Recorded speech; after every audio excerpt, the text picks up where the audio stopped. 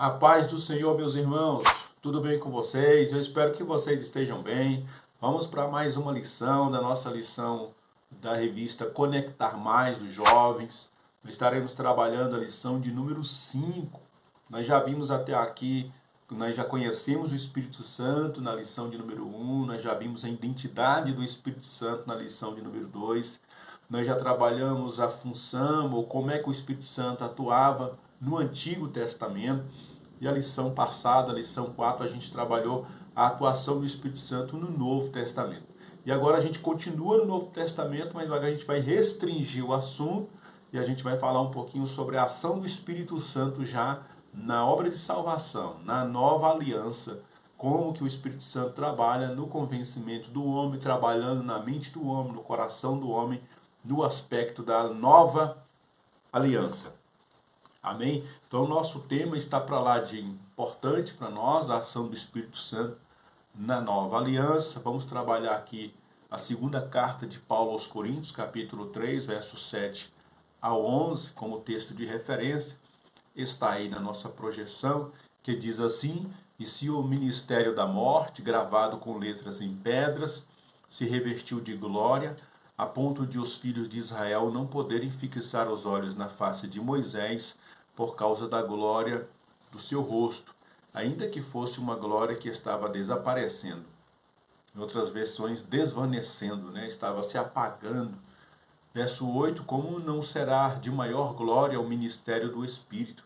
Porque se o ministério da condenação teve glória, em muito maior proporção será glorioso o ministério da justiça. Pois neste particular, o que era glorioso já não tem mais glória diante da glória atual, que é muito maior. Porque se o que estava desaparecendo teve a sua glória, muito mais glória tem o que é permanente. Como introdução, nós temos aqui que o Espírito Santo trabalhou em primeiro lugar na vida de Jesus, e trabalhando na vida de Jesus, posteriormente na vida dos discípulos, e trabalhando na vida dos discípulos, isso vai desencadear no surgimento da igreja do Senhor, e através da igreja do Senhor, todos os povos, tribos, línguas e nações foram alcançados pelo Evangelho de Jesus Cristo. Então, o papel do Espírito Santo é sempre apontar para Jesus como a salvação. Dentro do aspecto de salvação, o papel do Espírito Santo é convencer o homem de que ele precisa de salvação, precisa de um Salvador, precisa de alguém que morresse em seu lugar. E Jesus veio para esse propósito. Então os discípulos começaram aceitando essa palavra. A partir dos discípulos foi inaugurada a Igreja de Jesus, e a partir daí o mundo inteiro, até hoje, é impactado por essa mensagem. Então, graças ao bom Espírito Santo que tem atuado nas nossas vidas e na vida de todos os povos. Como reflexão para essa lição, vamos trazer aí o versículo do dia, que está em Atos capítulo 1, versículo 8, que diz assim: mas recebereis poder ao descer sobre vós o Espírito Santo, e serão minhas testemunhas, tanto em Jerusalém, como em toda a Judéia e Samaria, e até os confins da terra. E aí a gente vai casar aí com a verdade aplicada, que diz que em um Novo Testamento, o Espírito Santo confirma no coração do homem o amor de Deus e o sacrifício de Jesus na cruz do Calvário. Então, o papel do Espírito Santo, ele é muito específico. Pegar a mensagem do Evangelho e fazer com que o homem enxergue essa verdade. Porque sem o Evangelho, sem Jesus como Salvador, os homens continuarão perdidos em seus delitos e pecados. Por isso que o Espírito Santo vem para inundar a mente do homem. O homem, assim, abrindo o seu coração, o Espírito Santo ministra sobre ele a palavra de Deus. Por isso que nós, servos de Deus, em primeiro lugar, nós somos gratos a Deus por termos tido o privilégio de a nossa mente ter sido aberta pelo Espírito Santo. E hoje nós podemos, então, testemunhar da palavra de Deus. Então o Espírito Santo agiu em nós, nos convencendo de que éramos pecadores e que precisávamos de salvação. E agora o Espírito Santo continua trabalhando em nós para que nós sejamos suas testemunhas. Em Jerusalém simboliza a nossa casa. Samaria simboliza aqui a nossa região, nossa cidade local, até que chegue essa mensagem aos confins da terra. Muitos de nós não seremos usados para chegar aos confins da terra. Mas quantos irmãos que a gente conhece que abandonaram o conforto da sua vida, abandonaram emprego, abandonaram muita coisa, largaram e foram viver uma vida devotada ao Espírito Santo para testemunhar que Jesus é o Salvador. Você pode perceber, geralmente a gente, ou praticamente zero letras de músicas, eu conheço um ou outro, que a gente canta para o Espírito Santo. Até nisso o Espírito Santo nos instrui, nos influencia a cantarmos, ele nos inspira a louvarmos o Evangelho. Por isso que as letras das nossas músicas devem ser como as letras das músicas antigas, na época dos nossos pais na fé, na época da patrística, na época da igreja primitiva, em que a gente percebia que eles tinham cuidado de cantar o Evangelho.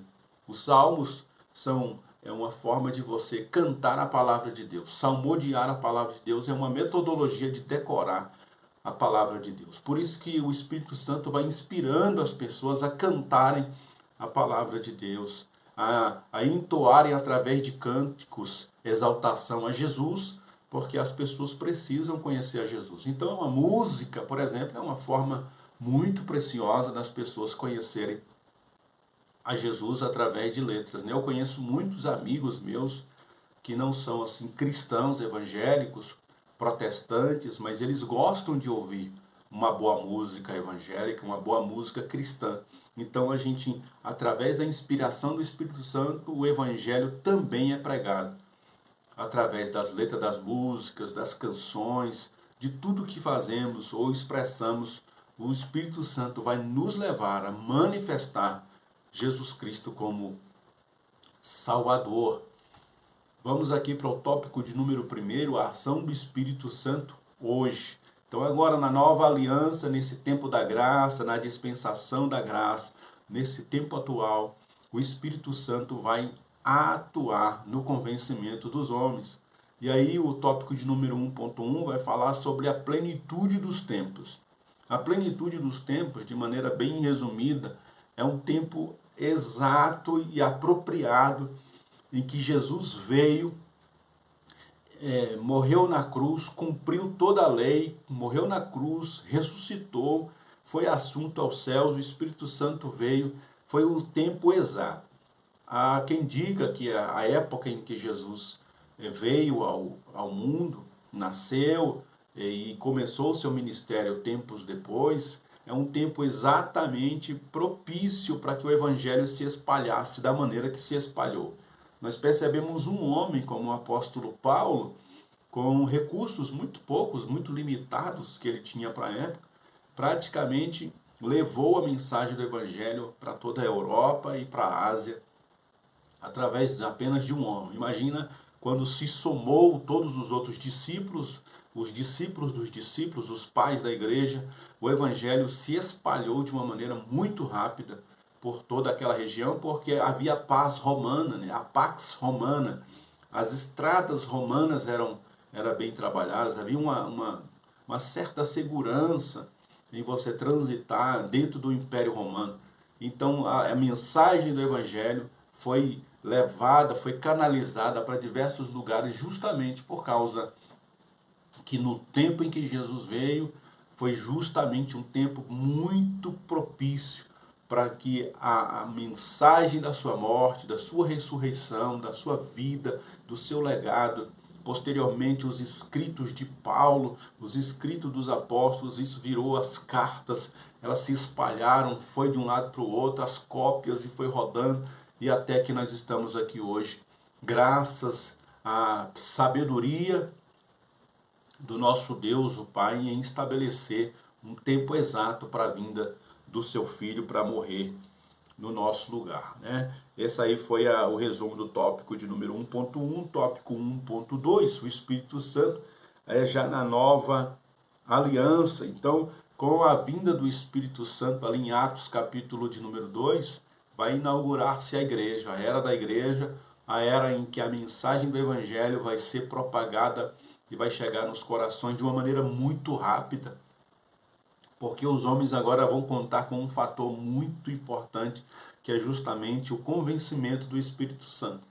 Sem o Espírito Santo, os homens eles teriam muita dificuldade, como encontram hoje, né, muita dificuldade em aceitar a mensagem do Evangelho. Mas imagina isso sem o Espírito Santo. Então o papel do Espírito Santo é convencer os homens de que eles precisam de salvação, que eles são pecadores e que se eles não se converterem, que se eles não se arrependerem, virá um tempo de juízo sobre a vida deles. Então, o Espírito Santo vem, faz esse convencimento em nós, e aí ele pega aqueles que foram convencidos pela palavra de Deus, transforma eles em testemunhas. Então, a gente agora é revertido pelo Espírito Santo, é capacitado pelo Espírito Santo, para que a gente possa continuar levando essa mensagem. Então, isso começou em Atos capítulo 2, o revestimento sobre os apóstolos, homens tímidos, homens muitas vezes que quando estavam ali no momento em que Jesus estava sendo crucificado, todos eles deram no pé, ficaram escondidos, acuados, mas com a vinda do Espírito Santo esses homens se tornaram uma potência e eles foram martirizados e não negaram a sua fé, e a partir deles a mensagem foi sendo espalhada, as pessoas que foram recebendo Jesus como Salvador foram também revestidas dessa autoridade, e aí foram testemunhar a palavra de Deus, e assim a palavra de Deus, durante esses séculos, esses 2000 anos, ela tem sido propagada por homens que foram convencidos pelo Espírito Santo dos seus pecados, posteriormente revestidos de autoridade para serem testemunhas em todos os lugares em qual o Espírito Santo os levasse. O Espírito Santo consola e instrui. Nós estamos agora já no tópico de número 2. E o 2.1 diz que o Espírito Santo nos consola nas tribulações. E aí agora é especificamente um trabalho que ele faz sobre a vida do cristão, no sentido de que nós vamos passar por dificuldade. Jesus já tinha advertido os seus discípulos que no mundo a gente teria muitas aflições. Mas para a gente ter bom ânimo, né? Porque ele venceu o mundo, ele venceu o pecado, venceu a morte, e ele fazendo essa vitória de Jesus sobre o pecado, sobre a morte, nos possibilitaria justamente a vinda do Espírito Santo que ele prometeu nesse mesmo capítulo 16 de João. Então, com a vinda do Espírito Santo para nós, ele não nos pouparia de passar pelos problemas. Porque muita gente faz uma conclusão desse versículo dizendo assim, ó, no mundo tereis aflições, tem de bom ânimo, eu venci o mundo e vocês vencerão também. Mas o texto não está dizendo, mas vocês vencerão também. Ele está dizendo que se Jesus venceu o mundo, ele vai agora, através de sua morte e ressurreição, nos habilitar pelo Espírito Santo a serem até martirizados. Que a palavra testemunha, que a gente estudou na lição passada, falava justamente sobre isso. A palavra testemunha quer dizer mártir. É aquele cristão que, mesmo que seja para morrer, ele não vai negar a sua fé. Justamente, o Espírito Santo vem sobre nós, porque Jesus vence o mundo, envia o Espírito Santo sobre nós, e nós hoje podemos até ser martirizados, que nós não vamos negar a fé. Por isso que o Espírito Santo está conosco, nos consolando, nos fortalecendo. A gente muitas vezes pensa em parar, né? Muitas das vezes a gente pensa em desanimar. Eu, por exemplo, como pastor de igreja, a gente luta muito, não só para incentivar as pessoas ou os irmãos a permanecerem, mas também para a gente incentivar o nosso coração, para a gente não ser reprovado. A gente está incentivando muitos e também não se deixar ficar para trás. Então é um trabalho árduo, é um trabalho espinhoso, mas o Espírito Santo todos os dias nos consola, nos fortalece, mostra para nós que vale a pena, e a gente vai caminhando, daqui a pouco Jesus volta e nós vamos estar para sempre com Ele nas mansões celestiais. Ok? Tópico 2.2, o Espírito Santo como mestre. Então o Espírito Santo ele vem para nos consolar nas tribulações, mas também o Espírito Santo vai nos ensinar, vai nos instruir, vai nos guiar para toda a verdade.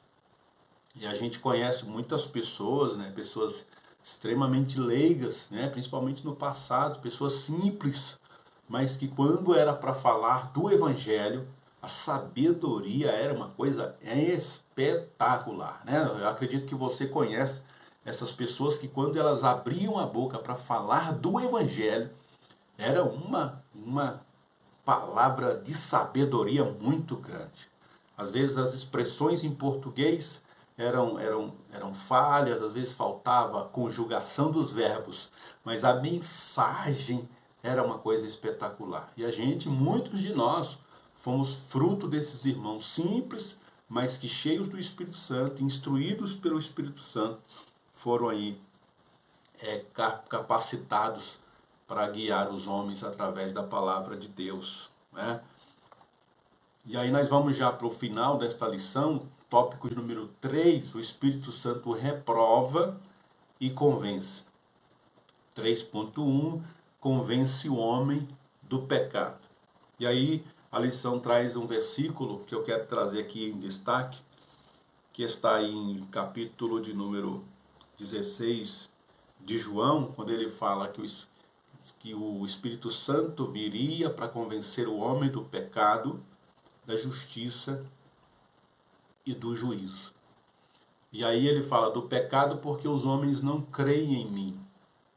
Então o Espírito Santo vai convencer os homens de que o pecado é tão ruim, de que o pecado é uma coisa tão má, é tão trágica, que o pecado levou os homens a matarem a Jesus.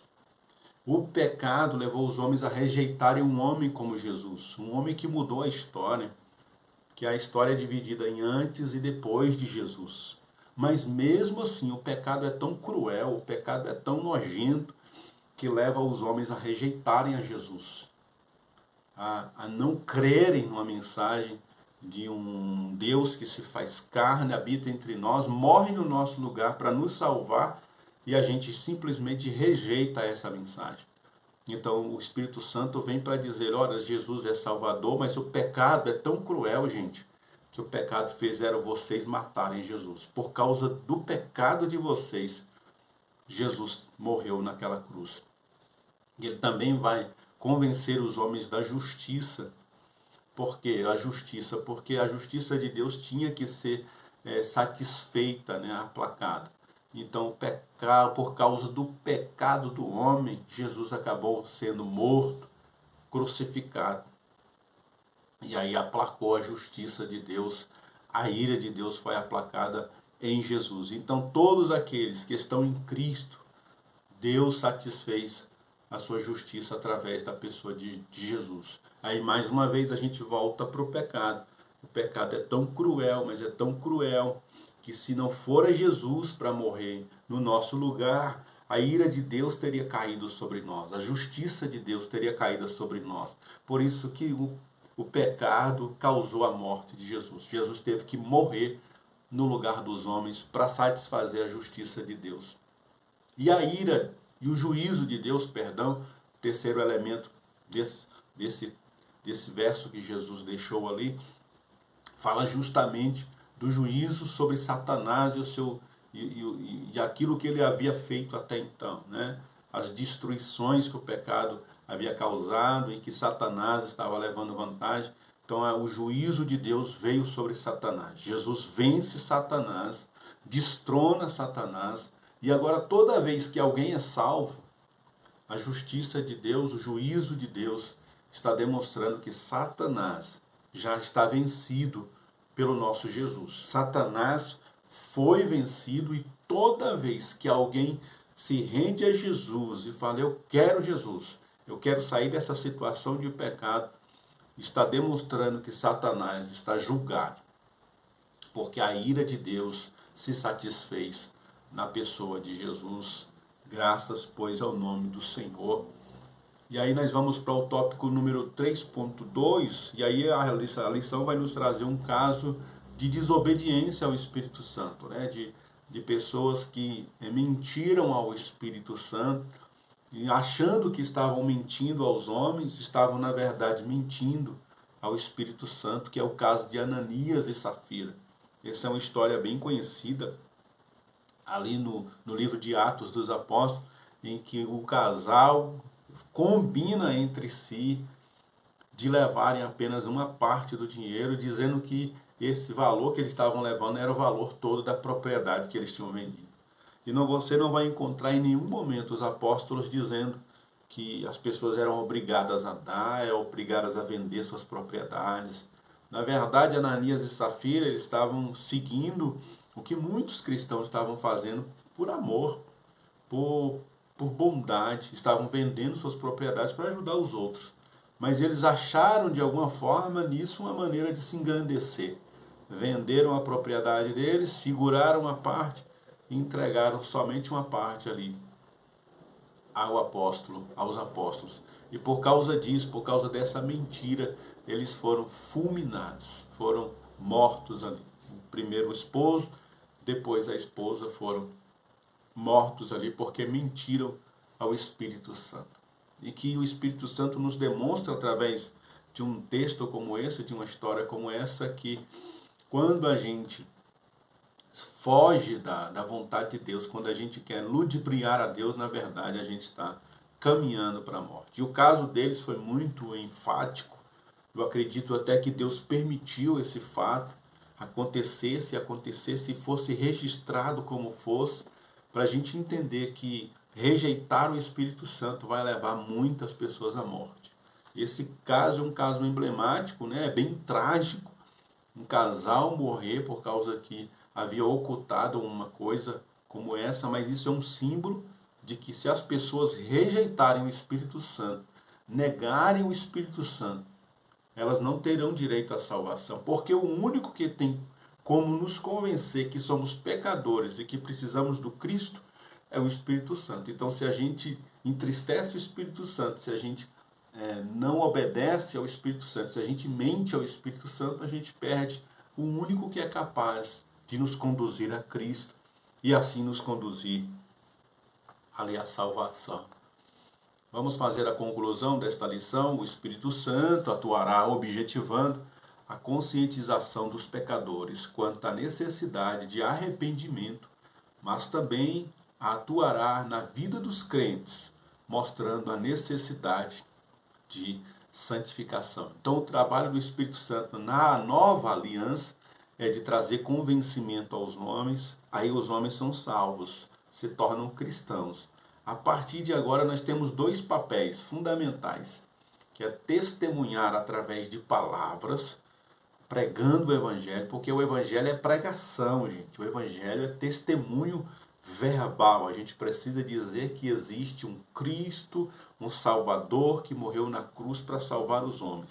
Mas a segunda forma que a gente prega também é através da nossa vida. E aí é onde o Espírito Santo vai atuar como um elemento de transformação em nós, nos produzindo santificação e nos fazendo caminhar no caminho da santificação. Porque, como diz uma frase muito legal que eu gosto muito dela, é que muitas pessoas, a única carta que elas vão ler é a nossa vida. Talvez o único livro que o seu vizinho vai conseguir ler sobre o Evangelho é a sua vida. Então, que a sua vida seja uma pregação, que o seu comportamento, que as suas atitudes sejam um comportamento em que as pessoas olhem para você e digam, olha, um dia eu peço forças a Deus para que eu seja que nem esse irmão, que nem essa irmã, para servir a Deus da forma que eles servem, o compromisso que eles têm com a verdade, com a palavra. Eu quero ser um dia que nem eles. Tá? Então só o Espírito Santo para produzir isso em nós. Tá? Gente, quero deixar aqui para vocês, para aqueles que nos assistiram até aqui, algumas dicas que a gente tem deixado aqui no nosso canal. Se você é novo nesse canal, se inscreve aí no nosso canal. A gente tem aqui neste nosso canal, também além da revista dos jovens, a gente todas as semanas grava para os adultos e para os adolescentes também, tá? De 12 a 14 anos. Então a gente lança pelo menos 3 vídeos sobre as revistas da Escola Dominical, da Editora Betel. A gente tem lançado aqui nesse nosso canal, tá? E a gente vai deixar as dicas mais para o final, para você que nos acompanha até o final, poder a gente pegar aí algumas dicas e continuar abençoando aí o seu ministério como professor. Então eu gosto de dizer assim, eu fui superintendente muitos anos, e aí a gente trabalha muito para produzir uma sala de aula, para colocar quadro nas paredes, comprar material pedagógico, colocar uma televisão para passar slide, ou então um slide mesmo, um data show, e a gente luta, mas luta, para poder colocar esses instrumentos. Mas infelizmente por falta muitas vezes de orientação, ou por falta de incentivo, ou por falta enfim, do próprio recurso, muitas pessoas não utilizam esses recursos em sala. E eu queria te incentivar, professor, principalmente você que é professor de jovem, você que é professor de adolescente, use os recursos audiovisuais. Eu sempre gosto de incentivar você a chegar cedo, 5 minutos, 10 minutos antes. Chega junto com o superintendente, quando ele abrir a sala, você já entra na sala, prepara o ambiente, coloca ali um coffee break, coloca uma guloseima, uma bala. Eu sempre gosto nas minhas aulas de levar umas balinhas, uns negócios, deixar uma água lá para eles não precisar ficar saindo, pegando água, deixar um ambiente bem agradável, sabe, aquelas salas tradicionais, carteira atrás de carteira, cadeira atrás de cadeira. Aí eu sempre elimino esse ambiente, deixo o ambiente assim numa roda, num ambiente mais descontraído, coloca uma música inicial ali, um fundo musical para eles chegarem, cumprimenta eles, abraça eles, antes de começar a lição, ora por eles, sabe? Pergunta como é que foi a semana deles, isso é muito importante, principalmente para essa turma de jovens e adolescentes. Eles estão fazendo muita força, gente, para servir a Deus. Servir a Deus até para nós que temos uma maturidade, que somos adultos, é difícil nesse tempo. Imagina para eles que estão aí em fase de crescimento, desenvolvimento, muitos estão perdidos, assim, a família às vezes não serve a Deus, eles estão indo sozinhos para a igreja. Então a gente que é professor, a gente precisa fazer esse trabalho aí de incentivo, tá? Por isso que eu gosto de dizer assim, ó, pega a sua lição, prepara ela, prepara o tema, prepara ali o assunto, como eu fiz aqui agora com vocês, prepara ali os slides, prepara o que você vai falar no início, no meio, no fim, de conteúdo. Mas que eu queria te recomendar, gaste apenas 30, no máximo 40 minutos com a lição, porque fica pesado. O adolescente, principalmente, o jovem, eles não conseguem concentrar muito tempo. Então você precisa fazer uma dinâmica no início, uma dinâmica no final. Uma dinâmica no final, por exemplo, pode ser uma oração, dependendo do assunto. Se fala sobre dons espirituais, por que não orar por dons espirituais no final? Tirar ali um período de oração. No início da aula, fazer um quebra-gelo, uma dinâmica ali com eles para poder inserir a lição dentro do assunto. Pesquisa. Há muitos vídeos no YouTube, na internet. A gente sempre traz aqui nesse canal também algumas dicas dentro da lição propriamente dita, para que a gente possa trabalhar uma dinâmica no início da lição. Sempre ore por eles durante a semana. Professor, você tem um privilégio de trabalhar com uma turma que representa não só o futuro, mas o presente da igreja. Então um jovem desse ativado, um jovem alegre, dinâmico, vibrante, ele vai produzir muito para a igreja do Senhor. E olha que nós falamos sobre o Espírito Santo na Nova Aliança. Imagina um jovem incentivado à obra missionária, um jovem incentivado ao pastoreio, né? Ele começar a pensar nisso agora. Como que ele será daqui a 5, 10 anos, quando ele se casar, constituir família, mas a mentalidade dele foi trabalhada lá atrás, tá? Então chegue cedo na sua aula, prepare bem o seu ambiente, use os recursos da sua sala. Se tem quadro branco, use o quadro. Se tem um flip chart, usa o flip chart. Se tem data show, usa o data show. Se tem uma televisão, coloca um vídeo. Pesquisa na internet algum vídeo que possa servir como ilustração para o tema. Se é um tema como esse do Espírito Santo, durante todo esse trimestre, incentive eles sobre a questão dos dons espirituais, do fruto do Espírito. vai mostrando para eles a necessidade de ser cheio do Espírito Santo, traga ilustrações para eles, para podermos abençoarmos a vida dos nossos alunos, tá? Gostaria de pedir a você que chegou até aqui agora, ou chegou agora no nosso canal, eu sempre peço, deixa aí um joinha, tá bom? Curte aí, compartilha essa lição nos grupos da Escola Dominical da sua igreja e se inscreva no canal, que toda semana nós vamos estar aqui divulgando lições da nossa revista da editora Betel. Tá bom, queridos? Fiquem todos com Deus, que Deus os abençoe, tenham todos uma boa lição, que Deus abençoe a sua vida, em nome de Jesus. Amém.